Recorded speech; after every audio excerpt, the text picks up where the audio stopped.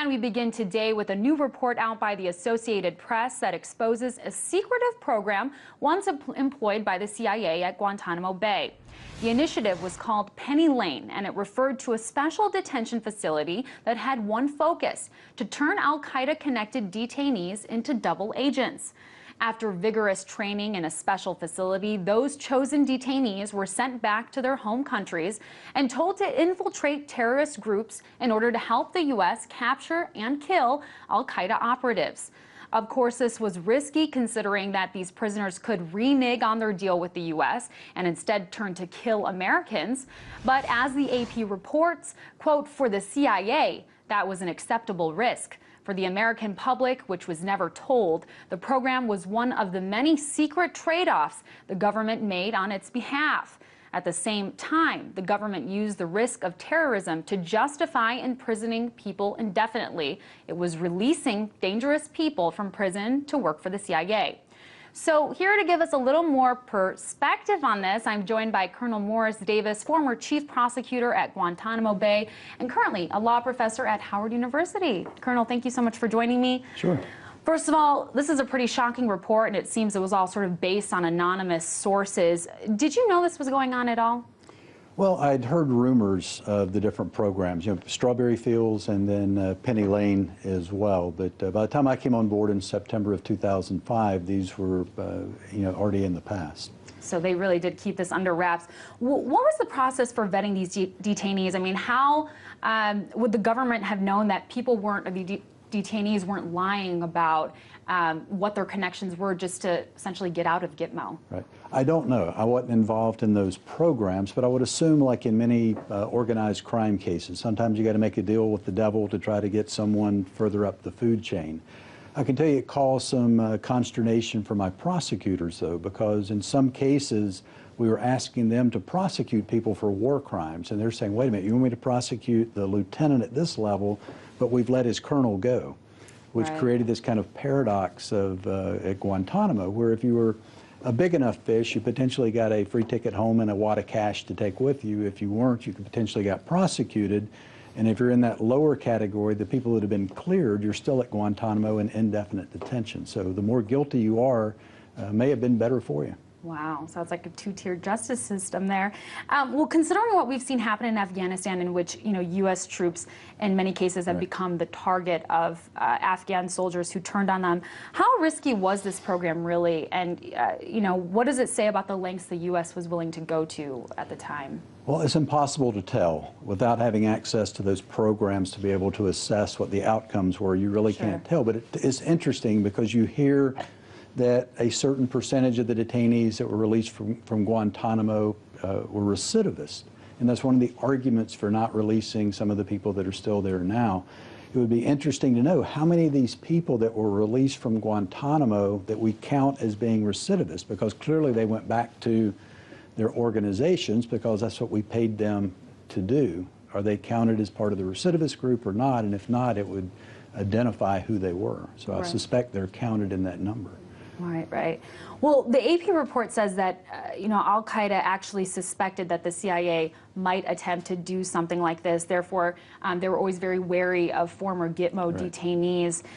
So knowing that, how successful could this program really have been? I don't know. Again, I think it would depend on the individual and how successful they were in convincing the leadership that they were legitimate and proving their bona fides when they got back to the organization. But it's interesting. Hopefully we'll get this information. Well, it took this long to find out about what we know now, so maybe in another 5 or 10 years we'll find out more. Right. Well, when this program was taking place, Bush administration officials often, villainized Gitmo prisoners. Dick Cheney called them, quote, the worst of a very bad lot. Rumsfeld said that they were, quote, among the most dangerous, best trained, vicious killers on the face of the earth.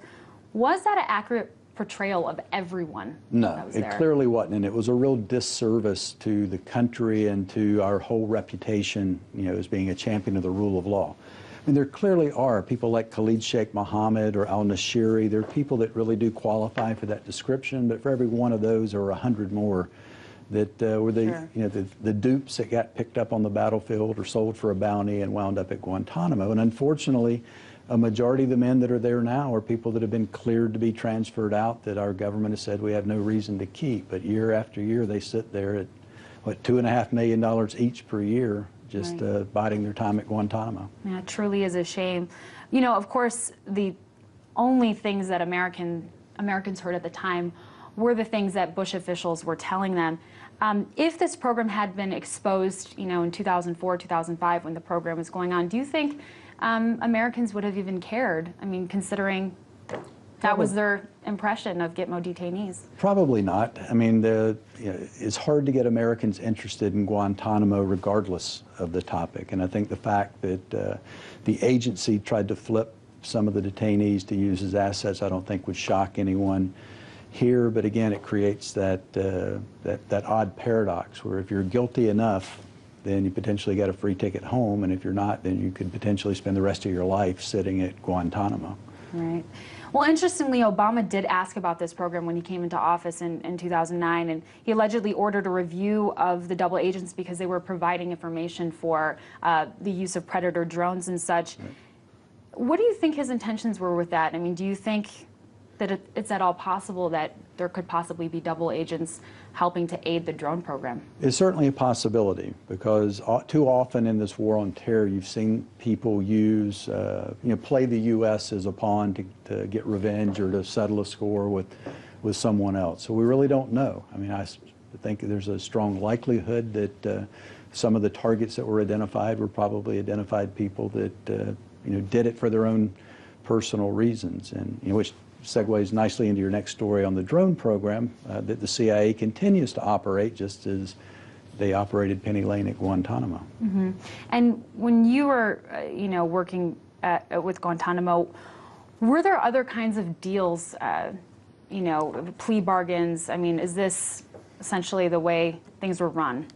I mean, there certainly were. I mean, certainly in the time I was there, we tried to cut deals with some of the detainees in order to gain their cooperation, which is typical, in any criminal prosecution. You try to make, deals with people in order to work your way up the chain of command. And what kinds of things were they promised in return?